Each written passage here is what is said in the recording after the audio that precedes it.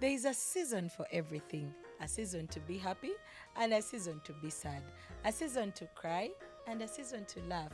A season to celebrate and a season to mourn. Ladies and gentlemen, my name is Alan Mulungi from Mulungi Tours and Travel, your certified travel consultant. I welcome you again on another episode of Ask Mulungi. Right now, mubadde mumbuuza ebibuuzo bingi about so many things, naye njagala okubeebaza for starters mwebale kusubscribinga. Thank you for loving Mulungi Tours. Thank you for the support. Thank you for the recommendations. Thank you for all the DMs that we've been receiving throughout this season. It's overwhelming and we want to appreciate you all for doing that. So in today's episode twagala twogere ku season. Which is the best season to travel? Because now we have already mastered that you have all your travel documents and you know which country to travel to, but which is the best season for you to travel to this particular destination? First of all, keeping all other factors constant, the best season to travel to any destination is the season when you have money. Regardless of whether it is raining cats and dogs, regardless of whether it's winter or as long as you have money, that's the best season you can travel. However, you might have the money. This is a disclaimer. But when it is not God's will for you to travel at that particular time, there is a time to mourn and a time to celebrate. You might be really having that money, but when it's not your time, neither your season. That is where you find that ojja kusaba visa nga buli kimu okiina bagikumme. Why? Because it is not your season. Osobola okusaba visa nga n'ensi eyo gye wagendamu already oyina visa yaayo nga oddayo buzzi ne bagikumma. Basically because osabidde mu season oba mu timing enfu. So how do you know that this is the best season for me to apply? How do you know that this is the best time for me to apply? I hope you already got your chair down. So this is how we learn which season is good for us to travel. Ekisooka, one of the case studies in the tour ya Dubai. It's only in Uganda where tubeera nti from January to December tubeera na nkuba na musana naye nga akakuba bwe kajja katonyako katono ne kaggwaawo. But in other countries nga Dubai for example babeera n'omusana ogwokya nga gukutta in quotes. Babeera ne bugumu waliwo season wejja nga balina kibugumu ne kibuyaga. I actually experienced something like that in Cape Town. Cape Town doesn't have a particular weather. Kumakya busobola okuba nga omusana gwaka, mu ttuntu enkuba n'etonya, olweggulo kibuyaga n'abafuuwa, ate nga mungi nti asobola n'okusitula omuntu n'amugya in one place to another. So such countries you need to know to when is this kind of wind very strong. How do you know? Ask Mulungi.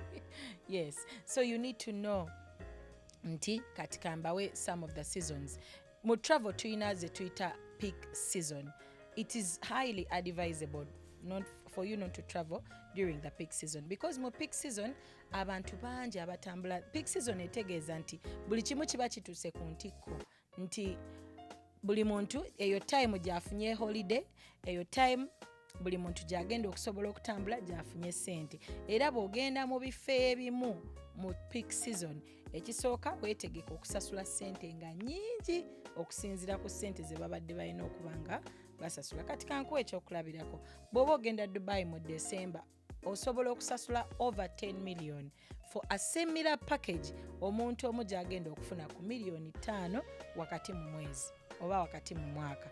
So you need to consider nti okusinziira ku busobozi bwange n'okusinziira ku season gye ngenda okutambuliramu, can I afford? Is it okay for me to be in a crowd? Because Dubai Mall yokka kankuwa ekyokulabirako ogituukamu mu December nga n'okufuluma obufulumi musimba line ezimala over 30 minutes and more over 1 hour. Okulaba obulabi fireworks ku long tallest building in the world nga oyina kujja kumakya saawa emu because wabeera crowded because that is a peak season. Then any other festive days are usually festive, are also usually peak seasons. Then mu nsi ez'enjawulo mubeeramu ebikujjuko eby'enjawulo. Kati nga wano mu Uganda tubeera ne sizoni ya nyegenyege. Abantu abava ebweru okujja wano mu Uganda okugenda mu nyegenyege, they usually find it somehow more expensive because ne airlines, they also base on that to maximize profit. So even other countries, wabaawo nga waliyo bamwoleso oba nga waliyo ekintu kyonna ekigenda okuba nga kihappeninga, weesanga nti emiwendo bw'obanga hoteri obadde ogifunira ku mitwalo 15 ojja gifunira ku mitwalo 20 kudda waggulu. So okujjako ng'oli sure nti you can actually get to afford that particular fee in those dates, then you are free to travel.